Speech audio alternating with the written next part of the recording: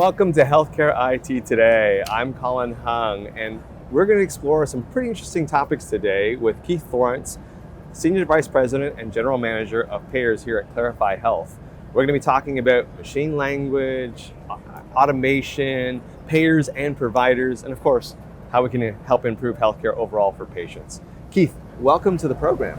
Thanks for having me. Looking really forward to chatting to you about this. I'm pretty excited for this conversation. Let's really start by talking about costs and healthcare outcomes. For the past decade, of course, we've been looking at trying to improve outcomes while reducing costs. And let's be honest, we've been spending a lot more time focusing on the cost side of the equation. What are policymakers and healthcare leaders missing by only focusing on that side? So yes, there has been a lot of focus on the cost side. The question is, how much has it actually accomplished? And for me, one of the biggest drivers and reasons for that is because you can't have the conversation on how to reduce cost with a provider directly and have that be the only side of the equation. Okay. Right. So if you want to get the behaviors, the engagement from providers, whether they be in fee-for-service or value, but you want to actually lower cost, you have to be able to talk to them about the clinical performance and quality performance measures that are really driving better outcomes, right? Okay. And if you can frame it that way and you can frame it against what is also then going to drive cost, then you get real behavior change. And that's ultimately what you want for both cost and outcomes. Right, because I think you explained it to me before we got on air. Just asking someone to do something because it's cheaper doesn't always result in the behavior. That's right. My mission is I always want to be improving both at the same time, right? And there's ample opportunity to be able to do that. You just have to be able to deliver the information to the clinician in the right way and understand, again, what are those clinical measures that are going to create better outcomes that also drive an outsized component of affordability along with it.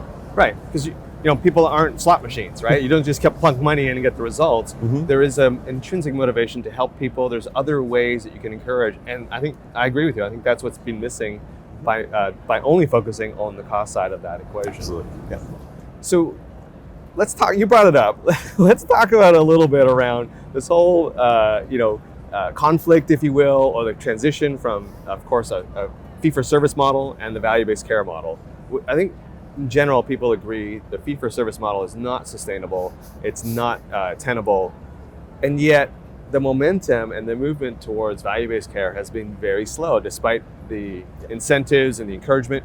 What do we need to do to maybe accelerate that a little bit? So Colin, we could have had this conversation 15 years ago, and we would still be in kind of the same place. Okay. It's very frustrating. But there's a lot of reasons for it, and frankly, there's a lot of ways that you can fix that. And actually, one of the ways that I break it down into two parts. Okay. One part is actually around the incentives and how you're using incentives in a way to create value-based behaviors that allow a more smooth transition into really being able to take on risks successfully. Like how can you do things that hold the provider harmless in some ways, but also give them the right nudges to do the right actions where once they come into a broader risk contract or any kind of risk arrangement, they're actually already doing the right things. Okay. And so when I think about incentives, I think about how do you get an incentive in front of a doc tomorrow for the action that they did yesterday, as opposed to contracts and value today that are like, okay, I'm going to do all this stuff for a year, and then maybe 12 months later, I'm going to learn the incentives that I got from performing all of my clinical care. Especially at the individual doc level, I may have no idea what I could have done or should be doing differently to be successful. And by that point, I've already been doing it for a whole year, right? And so that leads to the other part of it, which is the information. And the ability to give a provider information about how are they performing more in real time, as opposed to, again, at the end of this massive performance period, and then getting incentivized on it after reconciliation months and months and months down the road. I get it. So what I'm hearing is don't try to change the world in one go. No. Help Baby change steps. the motivation in baby Yes. steps. And do it in ways too, like that you can actually alter even within a fee-for-service construct, right? So get them to do the types of things that are associated with success and value by applying our incentives on top of what they're doing today in fee-for-service. I really like that concept. I would challenge you though to say, how do we measure that? How do we show that progress? Because of course, the reason why we think that transition is going to be a big leap is because we want to show, well, look at all the great stuff we've done. What you're talking about is more sustainable and more achievable, but how do we measure those little micro improvements so that we don't lose momentum? Yeah.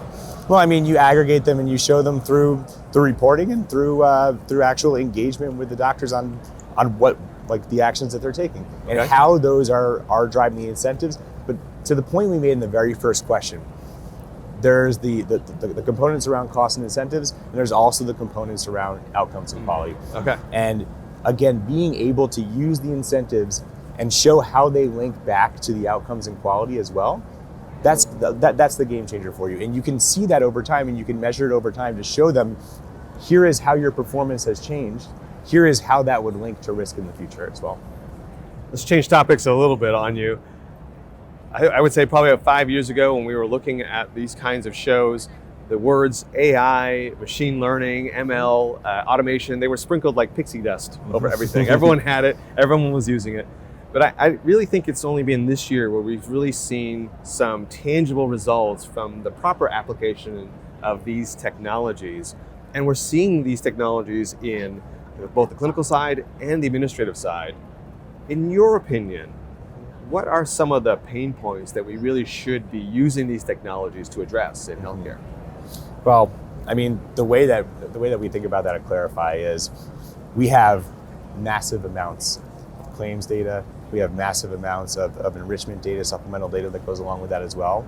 And with all of that data, the power that you have to understand what measures out of the hundreds of measures that you could choose are actually driving better outcomes, right? And there are some manual ways to think about that, ways to do it in Excel, but frankly, like with this massive amount of data, machine learning and AI gives us the ability to really understand what are the top 3 things that are moving that particular quality metric or outcomes metric, right? So for us, it's being able to do that, and then I'll keep coming back to this idea of provider engagement, but how do you use it to really like case mix adjust for the panel that a provider has to show them that this is really about the patients that you're seeing and the drivers that are actually moving the needle on your panel when I look across a whole national provider base of performance.